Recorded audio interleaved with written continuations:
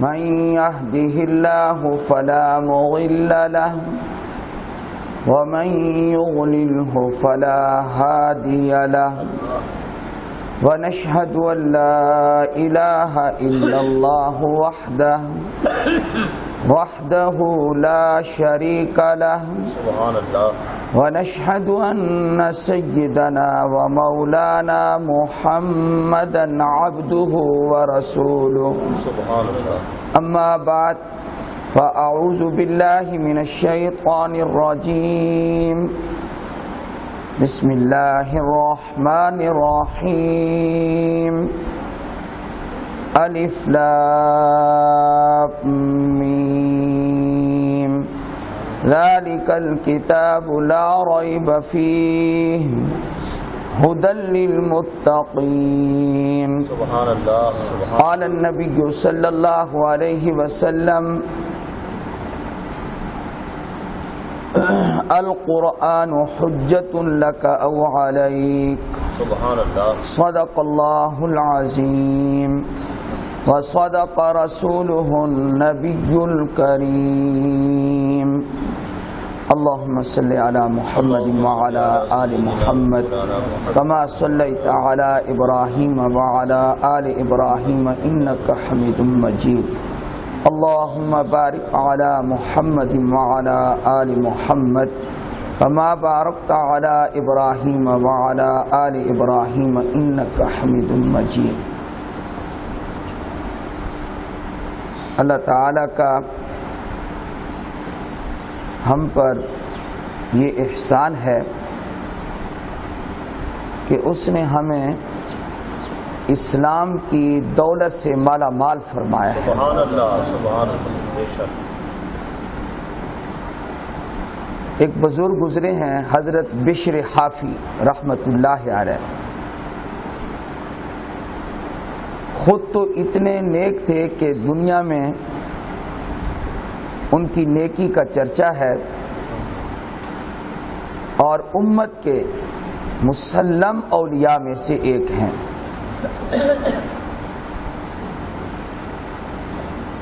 عجیب ان کی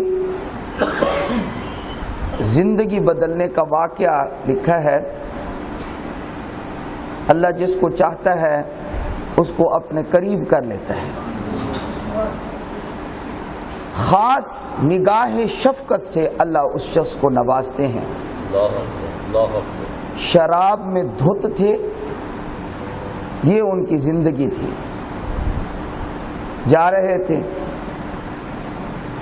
تو ایک حمام میں داخل ہونے کے لیے آپ نے ارادہ کیا وہاں دیکھا تو ایک کاغذ کا ٹکڑا تھا اس کے اوپر لکھا ہوا تھا اللہ سبحان اللہ سبحان صرف اللہ کا لفظ اس پر لکھا ہوا تھا امام قرطبی اور دیگر جید مفسرین نے لکھا ہے کہ اس کاغذ پر صرف اللہ لکھا ہوا تھا جس آدمی کو نماز یا قرآن یا روزے سے محبت نہ ہو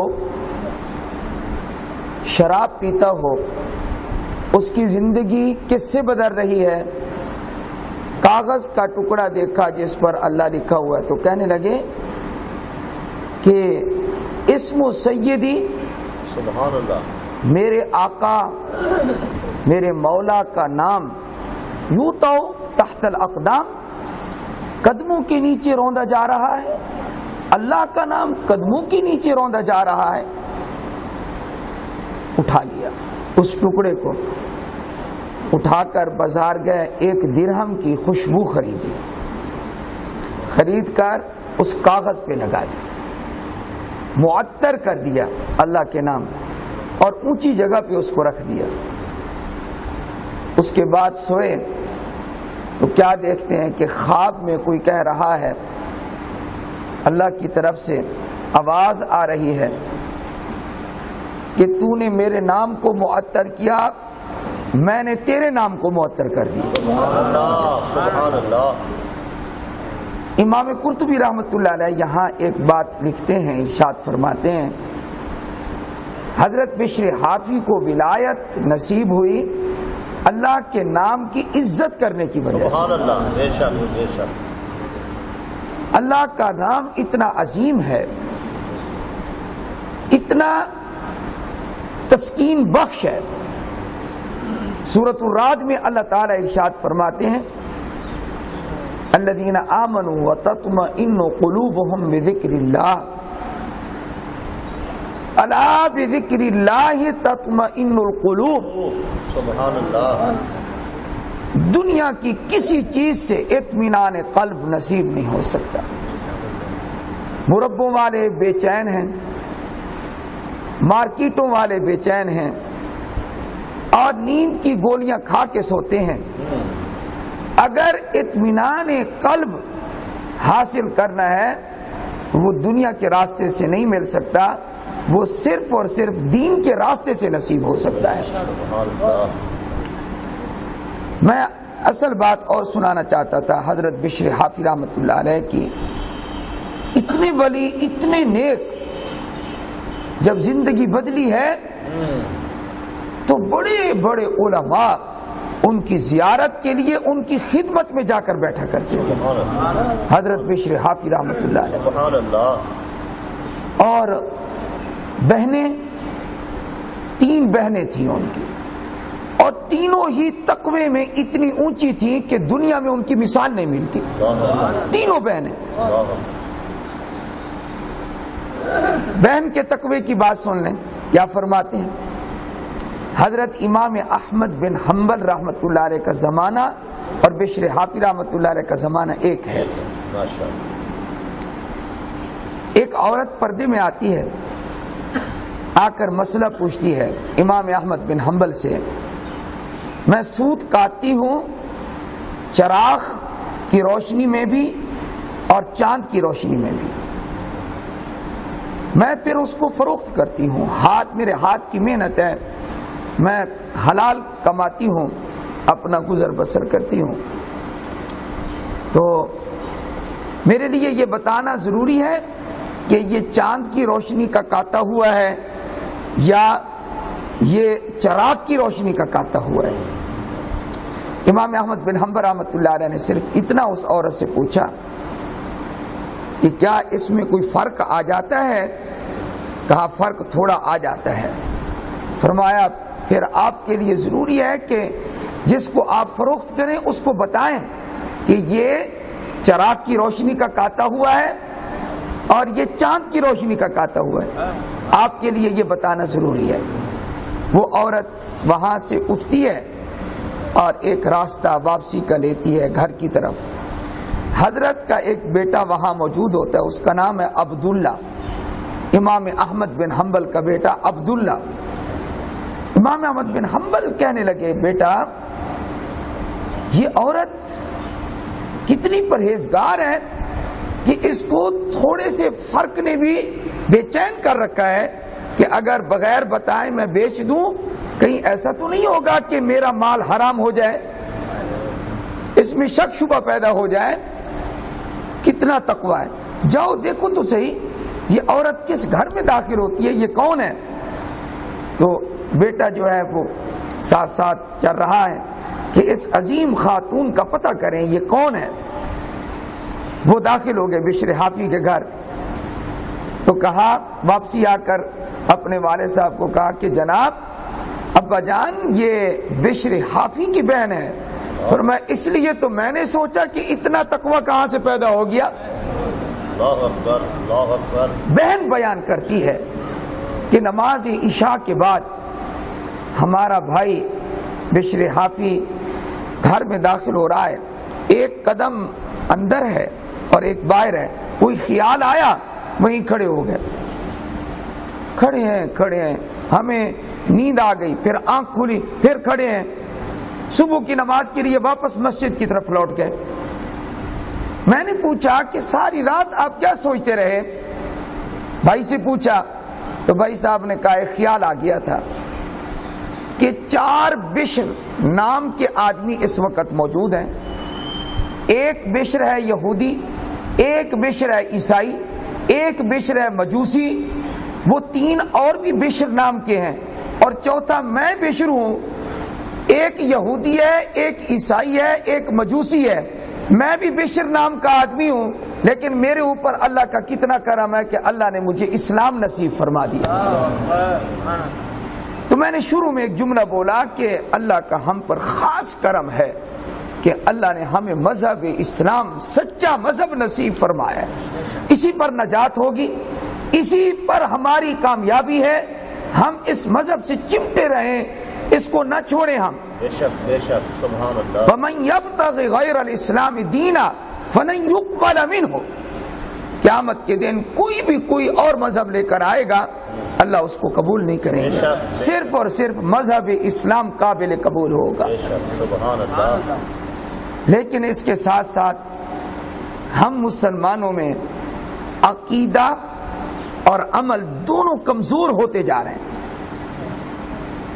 ہمارا عقیدہ بھی کمزور اور ہمارا عمل بھی کمزور ہے۔ اس کو مضبوط کرنے کے لیے، ایمان کو تازہ کرنے کے لیے، ایمان کو جلا بخشنے کے لیے کون سی چیز ہے، کون سا ذریعہ ہے جس سے ہمارا ایمان تازہ ہوتا رہے؟ آپ خود بتائیں جی کہ کون سا ذریعہ ہے؟ نبی علیہ الصلاۃ والسلام تو اس وقت ہمارے سامنے موجود نہیں ہیں۔ آپ علیہ الصلاۃ والسلام کا دیدار کرنے والے تو قرون اولا اور اس امت کے سردار بن گئے، صحابہ کی ہستی، سبحان اللہ سبحان۔ لیکن ہم اتنی صدیاں بعد موجود ہیں، ہمارے لیے بھی کوئی ذریعہ ہدایت ہے یا نہیں ہے؟ ہر طرف سے یلغار ہے، فحاشی اور یعنی اور ہمارے عقائد پر ضربیں لگائی جا رہی ہیں، مسلمانوں کا عقیدہ کمزور کیا جا رہا ہے۔ تو ہمارے لیے کون سا ایسا ذریعہ ہے کہ ہم اس کو اختیار کریں اور ہمارا ایمان بھی محفوظ رہے، ہم ہدایت پر رہیں اور اللہ تعالی کا قرب بھی نصیب ہو؟ کیا ذریعہ اس وقت موجود ہے؟ تو میں آپ سے یہ ملتمس ہوں، گزارش کرتا ہوں، اس وقت دنیا میں واحد ذریعہ ایمان کے بچانے کا اور اپنے اعمال کو درست کرنے کا واحد اور واحد ذریعہ قرآن مجید ہے۔ سبحان اللہ اللہ اکبر۔ صرف اور صرف قرآن مجید ہے۔ سبحان اللہ۔ آج بھی وہی اثر ہے اس کی تلاوت میں، اس کے پڑھنے میں، اس کے سننے میں جو اس وقت اللہ نے اثر رکھا تھا۔ سبحان اللہ سبحان اللہ۔ 1400 سال گزرنے کے بعد بھی آج بھی امام عبد الرحمن السدیس پڑھتے ہیں، قاری ماہر پڑھتے ہیں، امام شریم تلاوت کرتے ہیں۔ ابھی ہمارے ایک بہت بڑے قاری صاحب رمضان میں عمرہ کر کے واپس آئے، خیر مدارس کے، خود بھی بڑے قاری ہیں، تو مجھے کہنے لگے مولانا صاحب ہم نے خود بھی سنا ہے رمضان غیر رمضان میں وہاں تلاوتیں سنی ہے حضرات ائمہ حرمین شریفین کی، واقعتاً ایسے ہے۔ فرمایا کہ وہ جو قرآن پڑھتے ہیں تو ساری دنیا کے قاری بھول جاتے ہیں اور صرف یہی دل کرتا ہے کہ حرم شریف کے قاری پڑھتے رہیں۔ جہاں قرآن اترا مکہ میں، مدینہ میں، وہاں قرآن پڑھنے اور سننے کا مزہ ہی اور ہے۔ لیکن اللہ تعالیٰ نے اس کو پورے عالم کے لیے ہدایت بنایا ہے۔ کیونکہ پہلی 2 آیتیں میں نے تلاوت کی ہیں تو ذرا ان کا ترجمہ کر لیں، کوئی لمبا پروگرام تو ہے نہیں، ہم برکت کے لیے بیٹھے ہیں۔ سورۃ البقرہ، سورت قرآن کا ایک حصہ ہوتا ہے، ایک حصے کو کہتے ہیں سورت، اور قرآن کریم کی کل سورتیں 114 ہیں۔ فرمایا سورہ بقرہ، بقرہ کا کیا معنی ہوتا ہے؟ گائے، کیونکہ اس میں آگے سیدنا موسیٰ علیہ السلام کے زمانے کا ایک واقعہ آ رہا ہے۔ وہ واقعہ کون سا ہے کہ ایک آدمی قتل ہو گیا، اس کا قاتل نہیں مل رہا تھا۔ اللہ تعالیٰ نے حکم دیا موسیٰ علیہ السلام کو، ان کو کہو گائے کو ذبح کریں، اللہ اکبر، اور گائے کے ساتھ اس کی لاش کو لگا دیں۔ پھر آگے مختلف اقوال ہیں کہ گائے کے کس حصے کے ساتھ لگایا گیا؟ بعض مفسرین کہتے ہیں کہ وہ زبان کے ساتھ لگایا گیا، بعض کہتے ہیں زنبن کے دم کے ساتھ لگایا گیا۔ بہرحال جب اس مقتول کو گائے کے ساتھ لگایا، اللہ تعالی نے اس مقتول کو زندہ کر دیا، اور زندہ کرنے کے بعد یہ اس سے کہلوا دیا کہ مجھے قتل کرنے والا فلاں شخص ہے۔ ایک فتنہ پھیلا ہوا ہے، وہ فتنہ یہ پھیلا ہوا ہے کہ انبیاء علیہ السلام اپنی قبروں میں، ہمارا عقیدہ یہ ہے کہ زندہ ہے، ہمارا یہ عقیدہ ہے سارے نبی، اور جب سارے نبی زندہ ہیں تو نبیوں کے نبی ہاں جی سید الانبیاء والمرسلین، خاتم النبیین، دونوں جہانوں کے سردار، وہ کیسے زندہ نہ ہوں گے؟ آج جمعہ ہے، ہم درود پڑھیں گے، یہ اپنا اپنا درود شریف ہم جتنا جس کو اللہ توفیق دے گا وہ درود شریف پڑھے گا، فرشتے پہنچائیں گے۔ لیکن روضہ رسول صلی اللہ علیہ وسلم پر جب حاضر ہو کر پڑھتے ہیں، نبی علیہ السلام نے فرمایا سمیتو ہوں، میں خود سنتا ہوں۔ تو عرض یہ کر رہا ہوں کہ ایک فتنہ پھیلا ہوا ہے کہ نبی اپنی قبر میں زندہ نہیں۔ ہمارے علماء نے فرمایا ہے وہ اللہ جو ایک گائے کے ذریعے ایک عام آدمی جو قتل ہوا تھا اس کو زندہ کر سکتا ہے، مرنے کے بعد اپنے نبی کو زندہ نہیں رکھ سکتا۔ اللہ کا نبی اپنی قبر میں حیات ہے، زندہ ہے، تو چونکہ اس میں گائے کا واقعہ آ رہا ہے جو مختصراً میں نے عرض کر دیا، اس لیے اس سورت کا، پوری سورت کا نام رکھ دیا سورۃ البقرہ۔ شروع ہوتی ہے الف لام میم۔ علماء کہتے ہیں کہ قرآن کریم میں بعض الفاظ اللہ نے اس لیے ذکر کیے ہیں کہ معنی ان کا معلوم تمہیں نہ بھی ہو تب بھی تم ایمان لاؤ۔ اس سے عوام الناس کے لیے بھی سبق مل گیا، کیا کہ قرآن مجید تمہیں سمجھ نہیں آتا، تمہیں ترجمہ سمجھ نہیں آتا، تم پڑھے ہوئے نہیں ہو، کوئی بات نہیں ہے، قرآن کریم سے تعلق رکھو، اس کو پڑھو، اس کو سنو، اس کے الفاظ ہی پڑھتے رہو، تب بھی اللہ تمہیں ہدایت عطا فرما دے گا۔ سبحان اللہ۔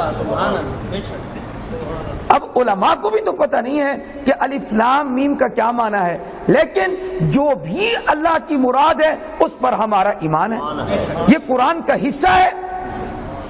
الف لام میم، متقدمین علماء نے یہی فرمایا ہے کہ اس کی مراد سوائے اللہ کے اور کوئی نہیں جانتا۔ اللہ اعلم بمرادہ بذالک، اللہ ہی اپنی مراد اس لفظ سے بہتر جانتے ہیں، ہمیں پتہ نہیں ہے۔ سب سے زیادہ علم کس کا ہے جی؟ اللہ کا ہے۔ سب سے زیادہ علم اللہ کا ہے۔ اللہ نے اپنے بعد جس ہستی کو بہت علم عطا فرمایا ہے وہ حضرت محمد مصطفیٰ ہیں صلی اللہ علیہ وآلہ وسلم۔ الف لام میم، اللہ اعلم بمرادہ بذالک۔ البتہ سیدنا عبداللہ ابن عباس رضی اللہ تعالی عنہما ارشاد فرماتے ہیں اشارہ ملتا ہے، مراد تو اللہ جانتا ہے، ہمیں اشارہ ملتا ہے۔ کیا اشارہ ملتا ہے؟ الف سے مراد اللہ، لام سے مراد جبریل علیہ السلام، اور میم سے مراد محمد مصطفیٰ صلی اللہ علیہ وسلم۔ یہ ہمیں اشارہ ملتا ہے، باقی حقیقی مراد صرف اللہ ہی جانتا ہے۔ تو فرمایا اشارہ کر دیا اللہ سے، اللہ الف سے اللہ کی طرف، لام سے جبریل علیہ السلام کی طرف، اور میم سے محمد مصطفیٰ صلی اللہ علیہ وسلم کی طرف اشارہ کر دیا۔ فرمایا تینوں سے ہمیں یہ مضمون حاصل ہوا۔ کیا مضمون اور معنی حاصل ہوا؟ کہ اللہ نے جبریل علیہ السلام کے واسطے سے محمد مصطفیٰ پر قرآن نازل فرمایا ہے۔ الف لام میم، ذالک الکتاب، یہ کتاب۔ علماء نے فرمایا دنیا میں کتابیں بہت ہیں، بڑی کتابیں ہیں جی، کتاب سیبویہ ہے، یعنی فلاں نے لکھی ہے یہ کتاب ہے، یہ کتاب اس کی لکھی ہوئی ہے، اس کی لکھی ہوئی ہے، کتابیں بہت ہیں، لیکن دنیا میں الکتاب صرف ایک ہی ہے، وہ قرآن مجید ہے۔ الکتاب سب سے کامل کتاب، سب سے اکمل کتاب، سب سے افضل کتاب وہ صرف اور صرف قرآن مجید ہے۔ قرآن مجید سے افضل کتاب دنیا میں اللہ نے نازل نہیں کی۔ ذالک الکتاب، یہ کتاب آپ دیکھیں ماشاءاللہ دنیا میں ہر وقت کثیر تعداد میں حفاظ موجود ہیں اس کے، آپ کو کسی کتاب کا کوئی حافظ نہیں ملے گا، نہ تورات کا، نہ انجیل کا، نہ زبور کا۔ ان کتابوں کو دیکھ کر پڑھتے تھے لوگ، ان کے حافظ نہ پہلے تھے نہ اب ہیں، لیکن قرآن کریم کو اترے ہوئے 14 صدیاں گزر گئی ہیں، اس کے حافظ رہے ہیں، موجود ہیں اور قیامت تک رہیں گے۔ ذالک الکتاب، فرمایا یہ کتاب، ایک بچہ بھی اگر حافظ بن گیا آپ کے بچوں میں سے 10 اپنے عزیز رشتہ دار کلہم قد وجبت لہ النار، ہر ایک کے لیے اعمال بد کی وجہ سے جہنم واجب ہو چکی ہوگی۔ حافظ قرآن کہے گا میرے ماموں کو چھوڑ دے، چچا کو چھوڑ دے، میری بہن کو چھوڑ دے، ہاں جی میرے چچا زاد کو چھوڑ دے، اللہ کہے گا 10 کو تو جنت میں لے جا۔ ذالک الکتاب، اتنی کتاب ہے، حفاظ بیٹھے ہیں، 8واں پارہ، 23واں پارہ، اسی طرح 7واں پارہ، اللہ نے مختلف جگہوں میں اس کی ایک صفت ذکر کی ہے، ھذا کتاب مبارک، سبحان اللہ، بابرکت کتاب ہے، بابرکت کتاب ہے۔ علماء نے لکھا ہے بابرکت کا معنی کیا ہے؟ کثیر المنافع، بڑے اس کے نفع ہیں، بڑے نفع ہیں اس کے، حتیٰ کہ دنیا میں اگر کوئی دوائی کارگر نہ ہو، کوئی پیر کا دم نہ چل سکے، کسی کا تعویذ نہ چل سکے، جہاں ساری دنیا فیل ہو جائے وہاں قرآن کام آتا ہے، وہاں قرآن اثر دکھاتا ہے۔ سچی کتاب ہے، خدا کی قسم، ان اللہ یرفع بہذا الکتاب اقواما ویضع بہ آخرین، بے شک اللہ تعالی اس کتاب کے ذریعے بہت سارے لوگوں کو بلند فرما دیتے ہیں جو ایمان رکھتے ہیں، عمل کرتے ہیں، اور بہت سارے لوگوں کو اللہ پست کر دیتا ہے جو قرآن کو پشت کرتے ہیں، پیٹھ کرتے ہیں قرآن کی طرف، قرآن کو محبت سے سینے سے نہیں لگاتے۔ فرمایا اللہ تعالیٰ اس شخص کو گرا دیتا ہے۔ یہ عزت والی کتاب ہے۔ مجھے آپ بتائیں نا جی، ہمارا کوئی یہاں ایم پی اے ہو، ایم این اے ہو، کوئی وزیر ہو، اس کے ارد گرد کیوں گھومتے ہیں لوگ؟ یہ عزت والا ہے، ہم تعلقات بنائیں گے، ہاں جی، اور ہمیں عزت حاصل، حالانکہ وہ جھوٹی عزت ہے، کل کو وہ خود دھکے کھا رہا ہوگا، ہاں جی، کل کو کوئی اس کو نہیں پوچھے گا، وہ ذرا ہاں جی ان کو رولتا ہوا لوگوں نے دیکھا ہے، ذلیل ہوتے ہوئے دیکھا ہے، لیکن ایسی عزت کہ جس کے بعد کوئی ذلت نہیں ہے، وہ عزت ہے جو اللہ قرآن کے ذریعے عطا فرماتے ہیں۔ من کان یرید العزت فللہ العزت جمیعا، جو عزت حاصل کرنے کا ارادہ کرے کسی وزیر، مشیر، کسی بادشاہ کے قدموں میں نہ پڑے، کسی ذمہ دار، کسی تاجر کے قدموں میں نہ پڑے، وہ اللہ کے سامنے جھک جائے، قرآن سے محبت کرے، اللہ اس کو عزت عطا فرما دیں گے۔ ذالک الکتاب، یہ کتاب ہے، بڑی عظیم کتاب ہے، لا ریب فیہ، اللہ فرماتے ہیں اس میں کوئی شک نہیں ہے، لا ریب۔ ہمارے علماء جب بیان کرتے تھے اور ہمیں اس وقت پتہ ہی نہیں ہوتا تھا کہ لا ریب کا کیا معنی ہے، تو کہا کرتے تھے یہ کتاب لا ریب ہے، اب جا کر پتہ چلا ہے کیا کہ اس میں شک شبہ کی گنجائش ہی نہیں ہے، لا نفی جنس کا ہے، لا ریب۔ صاحب جلالین لکھتے ہیں اس کا معنی یہ ہے کہ لا ریب فیہ انہ منزل من اللہ تعالی، اللہ کی طرف سے یہ کتاب اتری ہوئی ہے، اس میں شک شبہ کی گنجائش ہی نہیں ہے۔ کس نے اتارا اس کتاب کو؟ اللہ نے۔ صبح کے وقت آپ حضرات نماز میں تشریف لائیں. آپ کو جب درس سنائیں گے امام صاحب, آپ کا ایمان سارا دن تازہ رہے گا. قرآن پڑھنے سے سننے سے ایمان تازہ ہوتا ہے. آپ صبح کی نماز میں جب نماز پڑھتے ہیں, قرآن سنتے ہیں, آپ یقین سے بتائیں کہ پڑھنے والا سادہ پڑھے, خوش الہانی سے پڑھے, جیسے پڑھے, آپ کا ایمان تازہ ہوتا ہے یا نہیں ہوتا ہے؟ روح تازہ ہو جاتی ہے جب آدمی صبح کی نماز پڑھتا ہے. تو ذالک الکتاب لا ریب فیہ, اس کتاب میں کہ یہ منزل من اللہ ہے, شک شبہ کی گنجائش نہیں ہے. ھدی للمتقین, پرہیزگاروں کے لیے, ڈرنے والوں کے لیے. حضرت تھانوی رحمۃ اللہ علیہ فرماتے ہیں ڈرنے والوں کے لیے ہدایت ہے. بہت سارے لوگ ہیں گھروں میں قرآن پڑھا ہوگا لیکن نماز نہیں پڑھتے, سود کھاتے ہوں گے, رشوتیں لیتے ہوں گے, جھوٹ بولتے ہوں گے, حالانکہ مسلمان ہیں. فرمایا اللہ نے سچ کہا ہے کہ قرآن سیدھی راہ تو بتاتا ہے, اس کی بتائی ہوئی راہ پر وہ چلتا ہے جس کو خدا کا ڈر ہے, اور جس کو خدا کا ڈر نہیں ہے وہ قرآن کریم کا نہ بات سنے گا, نہ اس کے قریب آئے گا, بلکہ بیٹھا ہوگا کیا ادھر بیان ہو رہا ہوگا مولوی صاحب کا, وہ قرآن کا درس دے رہے ہوں گے, وہ گھڑی دیکھ رہا ہوگا, اوہ یہ کب ختم کرتا ہے, کب کرے گا ختم. جس کو چسکا لگ جائے گا کیا کہ 2 آیتیں مولانا صاحب نے پڑھی ہیں, میں ان کا مفہوم سمجھ کر جاؤں. میرے آقا صلی اللہ علیہ وآلہ وسلم نے ارشاد فرمایا, مشکات میں اور بخاری میں, مسلم میں یہ روایت موجود ہے. آپ نے صحابہ سے ایک دن پوچھا, بس میں آپ کو یہی سنانے والا ہوں, یہ ہمارے آج کے موضوع سے حدیث مناسبت رکھتی ہے. آپ نے سوال کیا صحابہ سے, بطحان یا عقیق یہ 2 مدینہ کی وادیاں ہیں, مدینہ منورہ کی یہ 2 وادیاں ہیں. مدینہ کو منورہ کیوں کہتے ہیں؟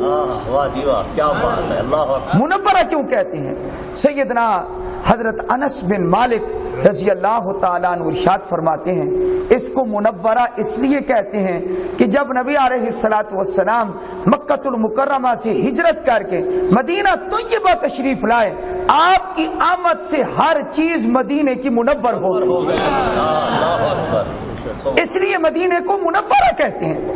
اور واقعتاً طیبہ ہے, طیبہ ہے, منور ہے, دار الایمان ہے. اور اسلامی پہلی حکومت اسلامیہ کہاں قائم ہوئی؟ مدینۃ المنورہ. میں نے جب وہاں یہ دھماکہ ہوا تو میں نے افسوس کیا, اور سب نے مسلمانوں نے افسوس کیا. میں نے جمعہ پر ایک حدیث بیان کی, میں نے کہا کہ کتنے بے وقوف لوگ ہیں جو نقصان پہنچانا چاہتے ہیں مدینہ کو اور مکہ کو, بھلا جن شہروں کی حفاظت خدا نے خود کر رکھی ہو. میں نے کہا مکہ کی حفاظت کے لیے اصحاب فیل کا واقعہ دیکھ لو, اللہ نے کیسے ان کو مروایا تھا. ابرہ لشکر لے کر آیا تھا یا نہیں آیا تھا؟ ابھی مکہ المکرمہ نہیں پہنچا, وادی محصر میں تھا, وادی محصر میں تھا. اللہ تعالیٰ نے ابابیلوں کو حکم دیا کہ کنکریاں لے کے پہنچ جاؤ, اور گرانا تمہارا کام ہے, گولی بنانا میرا کام ہے. نعرہ تکبیر, نعرہ تکبیر. تہس نہس کر کے رکھ دیا اللہ تعالیٰ نے اس لشکر کو, اور اللہ نے فرمایا فجعلہم کعصف مأکول, کھائے ہوئے بھوسے کی طرح پڑے ہوئے تھے وہ, کوئی دم خم ان کے اندر نہیں ہے.